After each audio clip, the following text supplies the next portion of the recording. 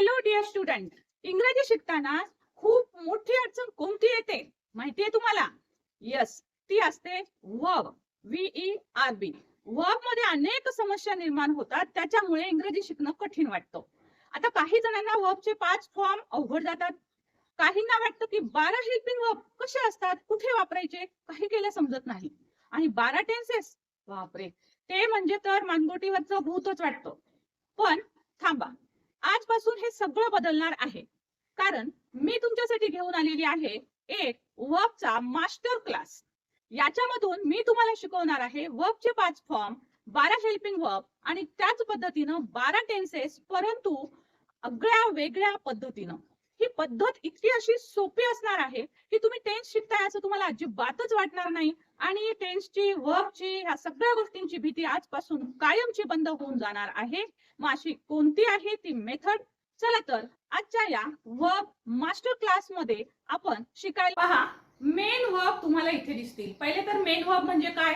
तर कोणत्याही ज्या आपल्या ऍक्शन असतात, कामं असतात, जसं की चालणं, उठणं, बसणं, read, write, jump, sleep, sit, हे सुद्धा सगळ्या ऍक्शन आहेत आपल्या. तर हे ज्या ऍक्शन असतात, ह्या ऍक्शनच्या मदतीनं आपल्याला संपूर्ण इंग्रजीचा अभ्यास करावा लागतो. तर त्यासाठी आपल्याला हे 5 फॉर्म शिकावे लागतात, कारण हे क्रियापद आहे ना, ते 5 वेगवेगळ्या पद्धतीनं इंग्रजीमध्ये वापरलं जातं. तर ते केव्हा आणि कुठे वापरायचं हे साध्या सोप्या भाषेमध्ये समजून घेऊया. तर बघा, तुम्हाला इथे जे दिसतील, जे की जनरली तुम्ही पाहिलेला आहे, जो आपण हा इंग्रजीचा आत्म्यामधला जो आपण हा मंत्र पाहतोय, त्यातले 5 फॉर्म आहेत. बघा, हे वर्बचे 5 फॉर्म जे मी तुम्हाला इथे दाखवते आहे. हा तुमचा पहिला फॉर्म असणार आहे.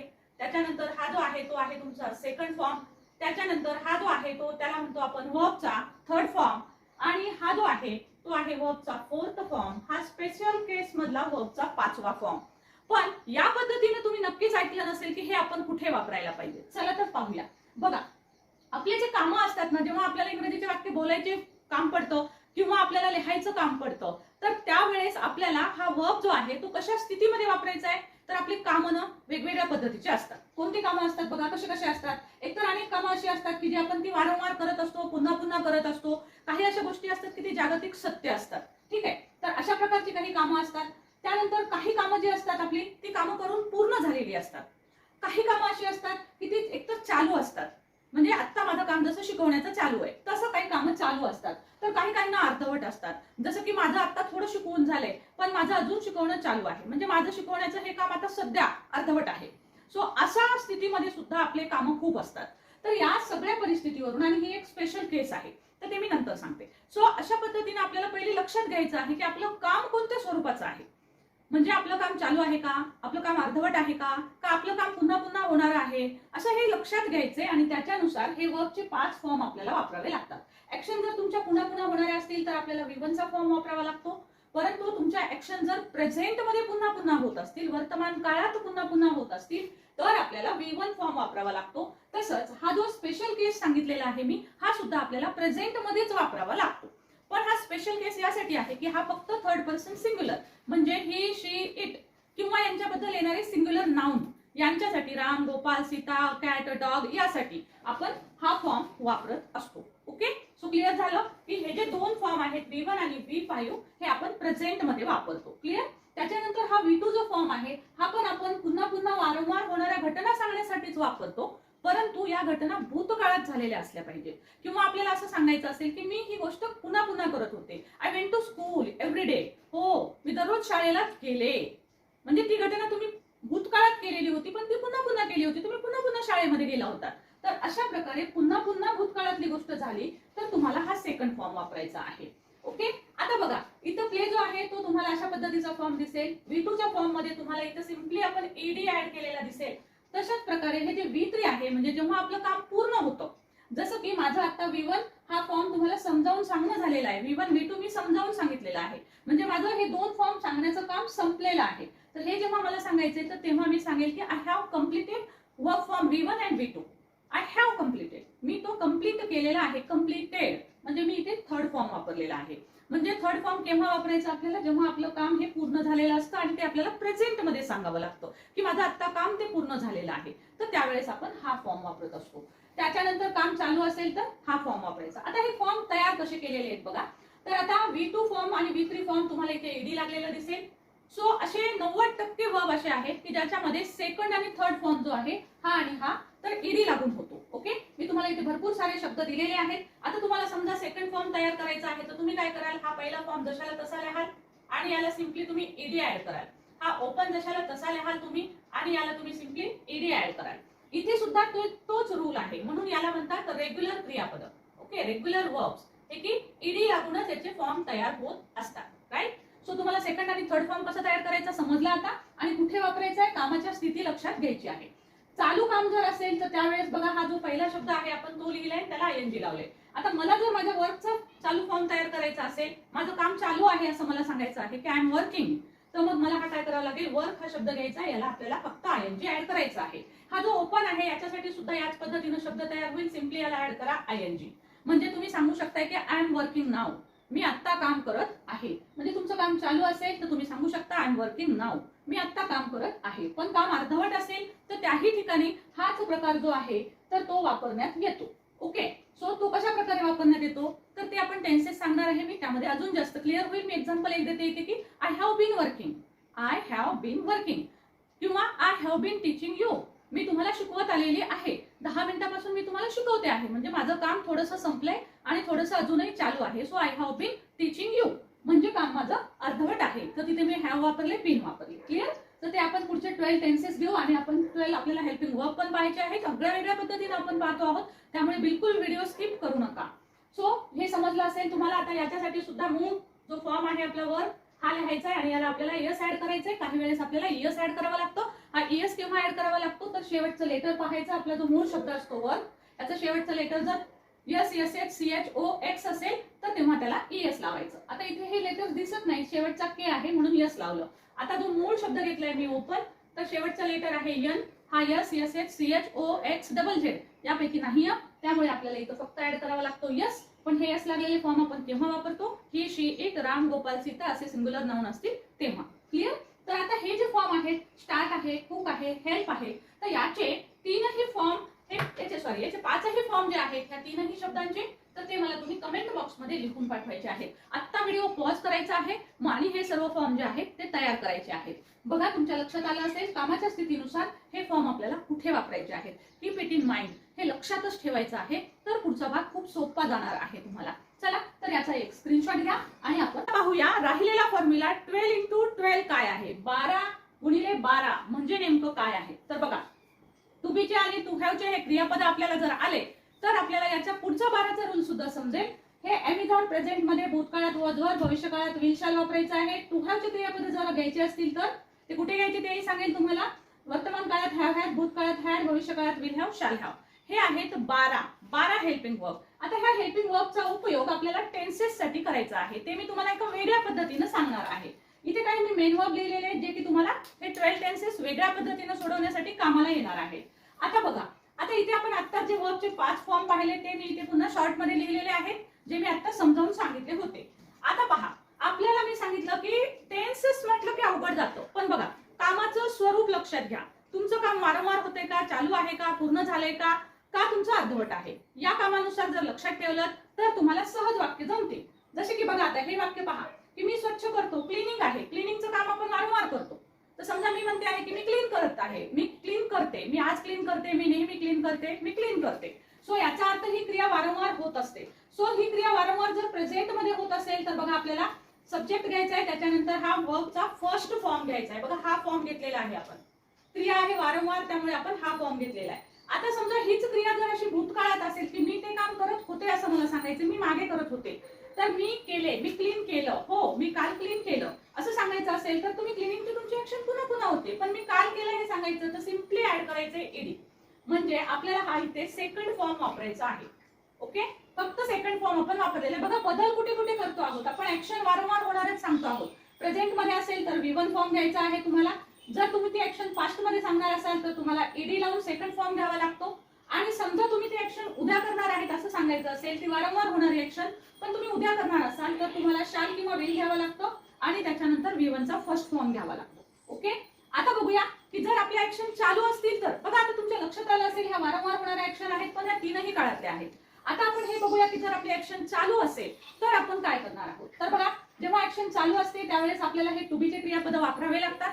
आणि हे कसे वापरायचे तर प्रेझेंट मध्ये बघा एम जर आहे तो तुम्हाला इथे प्रेझेंट मधलं वाक्य आहे हे की मी स्वच्छ करत आहे. मी शॉर्ट लिहिलेलं आहे. मी स्वच्छ करत आहे. समजा माझं स्वच्छ करण्याचं काम चालू आहे तर मी सांगेल की आय एम क्लिनिंग. पण हेच ऍक्शन जर माझी काल होती चालू असं मला सांगायचं असेल तर मी सांगेल आय वॉज क्लिनिंग यस्टरडे. मी काल स्वच्छ करत होतो. आता बदल बघा कुठे कुठे झालेला आहे. एमच्या ऐवजी वॉज आलेला आहे. मी बदल झालेला शब्द दाखवलाय वेगळ्या पेनने. तो इथे बाकीचा आय हा कायम आहे. त्यानंतर क्लिनिंग वर्ब जो आहे त्याचा आयएनजी फॉर्म म्हणजेच आपण जो अर्धवट आणि चालूसाठी वापरतो तो हा फॉर्म. हाच फॉर्म आपण वापरलेला आहे इथे. म्हणजे हा जो फॉर्म आहे तो आहे आपला बिफोर फॉर्म. ओके, इथे पण आपण बिफोर फॉर्म वापरतो. म्हणजे तुमचं काम जर चालू असेल, बघा हे काम चालू आहे, हे अर्धवट नाहीये, हे काम चालू आहे, तर चालू कामासाठी अशा पद्धतीने आपण बिफोर फॉर्म वापरतो. बदल कुठे एम भूतकाळ असेल तर वॉज द्या, भविष्यकाळ असेल तर शाल बी घ्या. आता काहींना वाटेल की इथे विल बी शाल बी दिलेलं नाहीये ते तिथे पण असतं. सो शाल बी आपल्याला कंटिन्युअस मध्ये घ्यावा लागतो. क्लिअर. आता बघा हीच जर ऍक्शन, आता ह्या दोन प्रकारच्या ऍक्शन मी तुम्हाला सांगितलं की तुमची ऍक्शन चालू असेल तर किंवा तुमची ऍक्शन वारंवार घडत असेल तर ह्या दोन ऍक्शन आपण पाहिल्या. आता काही वेळेस तुमचं काम जे आहे ते पूर्ण झालेलं असू शकतं. जसं माझं आता वर्बचे 5 फॉर्म शिकवून झालेले आहे. आय हॅव टॉट you 5 forms of verbs. I have टॉट यू, मी तुम्हाला ते शिकवून झालेले आहे. म्हणजे आत्ताच जर तुमचं काम झालं असेल, आता क्लिनिंगचं काम पण जर झालेलं असेल, मी क्लीन केलेलं आहे असं जर मला सांगायचं असेल तर मी वाक्य म्हणेन आय हॅव आणि मला इथे वापरावं लागतं बघा क्लीन. हा जो क्लीन आहे तो आहे आपला वर्बचा थर्ड फॉर्म. म्हणजे जेव्हा आपलं काम पूर्ण झालेलं आहे, इथे मी माझं ऍक्शन जी आहे ती पूर्ण झालेली दाखवते आहे. ओके, ह्या ज्या वारंवार घडणाऱ्या ऍक्शन्स आहेत. परंतु ऍक्शन जर पूर्ण झालेले असतील, बघा पूर्ण ऍक्शन झालेले असतील तर अशा पद्धतीचे हे वाक्य येतील. आता पूर्ण ऍक्शन जेव्हा होतात ना तेव्हा आपल्याला हे टू हॅव चे क्रियापद वापरायचे आहेत. लक्षात ठेवा हे टू बी जे आहे ते आपण काम चालू आहे त्यावेळेस टू बी चे क्रियापद वापरत असतो. तुमचं काम जर पूर्ण झालं असेल तर त्यावेळेस आपल्याला हे टू हॅव चे क्रियापद वापरावे लागतात. म्हणून मी इथे काय घेतलेलं आहे, हॅव घेतलेलं आहे. So I have clean. पण जर माझी ऍक्शन काल पूर्ण झाली असं मला सांगायचं असेल तर मला घेता येतं आय हॅड क्लीन. ओके, फक्त आपण काय बदल केलेला आहे तो लक्षात घ्या. सिम्पली आपण इथे हॅवच्या ऐवजी आपण आपल्याला काय बदल घ्यावा लागतो, हॅड बदल घ्यावा लागतो. म्हणजे फक्त एकच शब्द आपल्याला बदलावा लागतो. आता इथे आपल्याला काय करावं लागतं तर आयच्या पुढे आपण शॅल हॅव घेऊ शकतो, आपण विल हॅव सुद्धा घेऊ शकतो. सो शॅल हॅव किंवा विल हॅव घ्यावं लागेल इथे. आणि आपल्याला हा थर्ड फॉर्म जो आहे तो जशाला तसा इथे घ्यावा लागतो. त्याला ईडी लागलेला आहे, पण इथे आपण हा जो फॉर्म वापरलेला आहे हा आहे थर्ड फॉर्म. लक्षात घ्या इथे सगळीकडे आपण थर्ड फॉर्म वापरलेला आहे. आता काहींना प्रश्न पडेल की ईडीच लागलेला आहे मग थर्ड फॉर्म कसं काय. तर टू हॅवच्या अगोदर किंवा कुठल्याही हेल्पिंग वर्बच्या अगोदर जर आधी हेल्पिंग वर्ब असतील आणि नंतर जर ईडी लागलेला फॉर्म असेल तर तो थर्ड फॉर्म असतो. आता इथे हॅव हॅड शॅल हॅव हे हेल्पिंग वर्ब आहे. याच्या नंतर थर्ड फॉर्म ईडी लागलेला फॉर्म आला म्हणजे तो थर्ड असेल. ओके, आणि इथे जर तुम्ही पाहिलं ना इथे तर इथे आय क्लीन्ड आहे. इथे तुम्हाला क्लीनच्या आधी कोणतंही हेल्पिंग वर्ब दिसत नाही, एमिजार नाही, हॅव हॅज नाही, कोणतंच नाही. ओके, सो अशा वेळेस तो असतो सेकंड फॉर्म. क्लिअर. सो हा व्हिडिओ जो आहे तो तुम्ही जास्तीत जास्त शेअर करा, कारण मी याच्यामध्ये शब्द अगदी तुम्हाला डिटेल सांगते आहे. एवढ्याशा गोष्टींवरून या छोट्याशा भागावरून तुम्ही खूप सारा भाग जो आहे तर तो तयार करू शकता. मुलं जसं 1 ते 10 शिकवलं की 1 ते 100चे अंक तयार करायला लागतात, तशाच पद्धतीनं मी तुम्हाला इथं वर्बचे वेगवेगळे एक्झाम्पल्स दिलेले आहे, ईडी लागणारे दिलेले आहेत स्पेशली, जेणेकरून तुम्ही प्रॅक्टिस करू शकता. आणि रेग्युलर वर्ब जे आहेत ते थोडंसं पाठ करावे लागतात. ते पाठ केल्यावर तुम्हाला त्याचे फॉर्म कळतात, तुम्ही ऑटोमॅटिक ते सुद्धा करायला लागाल. आता ही झाली ऍक्शन तुमची पूर्ण. परंतु समजा काही वेळेस काय होतं ना की तुमची ऍक्शन जी आहे ती अर्धवट असते. तुमचं काम जे आहे ना तर ते अर्धवट असतं. आता समजा माझं काम शिकवण्याचं अर्धवट झालेलं आहे, तर अर्धवट काम जेव्हा असेल तर तेव्हा मी कसं वाक्य वापरणार. जसं की समजा माझं स्वच्छतेचं काम अर्धवट झालेलं आहे तर मी काय म्हणेन, थोडं संपलंय समजा माझं, तर मग मी अशा वेळेस वापरावं लागतं बघा आय हॅव बीन क्लिनिंग. बघा इथे सुद्धा आपण आयएनजी फॉर्म घेतो आहोत, कारण मी इथे दिलेले अर्धवट काम जर असेल तर आपल्याला आयएनजी म्हणजे वर्बचा चौथा फॉर्म वापरावा लागतो, जो की आपण इथे सुद्धा वर्बचा चौथा फॉर्म तुम्हाला वापरलेला दिसेल. आता हेच काम जर तुमचं भूतकाळात असेल तर बघा सिम्पली आपल्याला चेंज करावा लागतो. ह्या हॅव मध्ये तो इथं हॅड घ्यायचा आहे, बीन तर आपल्याला कायम ठेवावं लागतं बघा. तर हे वाक्य भूतकाळातलं असं होईल आय हॅड बीन क्लिनिंग. लक्षात घ्या फक्त बदल कुठे कुठे होत आहेत. बदल झालेले शब्द मी वेगळ्या कलरने दाखवलेले आहेत, जेणेकरून की तुम्हाला लक्षात येईल की काळानुसार फक्त आपण एकच शब्द बदलत आहोत. लक्षात घ्या एकच शब्द क्लीन केलेला आहे, इथे फक्त एक बदल आहे ईडी. इथे फक्त एकच बदल केलेला आहे, शाल लावलेला आहे. इथे तुम्ही फक्त हेल्पिंग वर्ब बदलत आहात. ओके, भूतकाळात असेल तर हेल्पिंग वर्ब वॉज घेतला, भविष्यकाळात असेल तर शाल बी घेतला. बाकी क्लिनिंग क्लिनिंग क्लिनिंग, तिन्ही ठिकाणी क्लिनिंग, सब्जेक्ट सेम.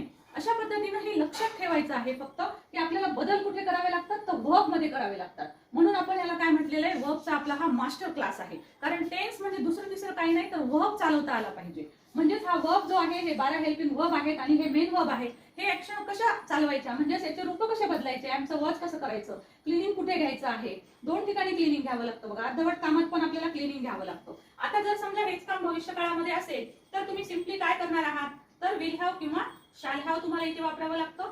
एवढा एक चेंज आहे. त्याच्यानंतर बिनला बिनच ठेवायचं आहे, क्लिनिंगला क्लिनिंगच ठेवायचं आहे. ओके. सो बघा किती सिंपल आहे हा प्रकार, खूप सिंपल आहे. टेन्स बिलकुल अवघड नाही आहे, फक्त ते अवघड वाटतं. आता तुम्ही काय करणार आहात, तर बघा आता तुम्हाला हे कळालं असेल, व्हिडिओ पॉज करून पुन्हा एकदा डबल पहा तुम्ही, म्हणजे तुम्हाला लक्षात येईल की मी हे सगळं काय सांगते आहे. तर हे जे आहे ना, आता तुम्हाला मी असं काम सोपं अर्ध चालू असं दिलेलं आहे. मग तुम्ही म्हणाल मॅम तुम्ही टेन्सेसचे नावच नाही सांगितले आम्हाला, आहे ना. सो टेन्सेसचे नावं जे आहेत ते बघा, हा जो टेन्स आहे हा आहे सिंपल टेन्स. मग पहिलं वाक्य सिंपल प्रेझेंटचं, दुसरं सिंपल पास्टचं, तिसरं आहे सिंपल फ्युचरचं. हा जो काळ आहे तर हा आहे कंटिन्युअस, कारण ह्याच्यात कामं चालू आहेत. सो हा आहे प्रेझेंट कंटिन्युअस, हा आहे पास्ट कंटिन्युअस, हा आहे फ्युचर कंटिन्युअस. त्यानंतर इथे जे आहे ते काम तुमचं पूर्ण झालेलं आहे. So it is called as perfect tense. हा परफेक्ट आहे, present perfect, past perfect, future perfect. आणि हा जो काळ आहे तर तो आहे परफेक्ट कंटिन्युअस.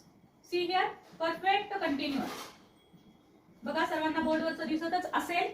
सो पहा आपल्याला हे सर्व तुम्हाला व्यवस्थित दिसत आहे का, पहा परफेक्ट कंटिन्युअस. सो हा आहे परफेक्ट कंटिन्युअस, म्हणजे तुमचं काम अर्धवट आहे. सो हे जे आहे ते तुम्हाला क्लिअरली दिसत असेल. Is it visible to you all of you. पहा जर दिसत नसेल तर नंतर मी तुम्हाला स्क्रीन मोठी करून सुद्धा दाखवेल. ओके. सो अशा पद्धतीने हे तुमचा टेन्स आहे. आता तुम्हाला काय करायचं आहे, मी तुम्हाला इथे ना वेगवेगळ्या प्रकारचे वर्ब दिलेले आहेत, मेन वर्ब दिलेले आहेत मी तुम्हाला इथे. आता हे मेन वर्ब आणि याचे थर्ड फॉर्म, चारही फॉर्म जे आहेत, पाचही फॉर्म जे आहेत ते कसे तयार करायचे आपण शिकलोच आहोत. तुम्ही ते तयार पण केलेले आहेत. आता हे एक एक वर्ब चेंज करा तुम्ही. क्लीनच्या ऐवजी तुम्ही काय करायचं आहे, सिम्पली हा जो क्लीन आहे तुम्हाला, या क्लीनच्या ऐवजी तुम्ही प्ले शब्द घेऊन पहा. सगळीकडे प्ले घ्या.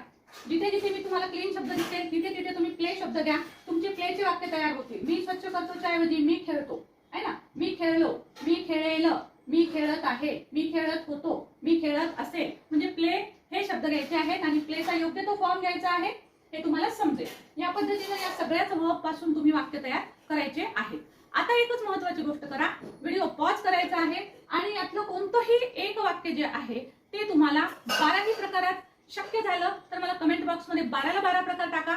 जर तुम्हाला शक्य नसेल तर किमान प्रत्येकी एक, प्रेझेंट टेन्सचे प्रत्येकी एक, अशा पद्धतीनं चारही टेन्सचे एक एक वाक्य कोणतंही यातला वर्ब घ्या आणि 4 वाक्य जे आहेत प्रेझेंट टेन्सचे बनवून मला कमेंट मध्ये जरूर टाका, म्हणजे समजेल की तुम्हाला सुद्धा हा भाग समजला का. व्हिडिओ जर तुम्हाला हेल्पफुल वाटला असेल तर लाईक कमेंट करायला बिलकुल विसरू नका. सांगितलेल्या गोष्टी कमेंट जरूर करा. व्हिडिओ शेअर करायला विसरू नका. आणि हो, अशा वेगवेगळ्या मेथडने आपण वेगवेगळ्या गोष्टी शिकत असतो इंग्रजीची भीती दूर करण्यासाठी. आणखी ही भीती दूर करायची असेल तर चॅनल सबस्क्राईब जरूर करून घ्या. Thank you so much for watching.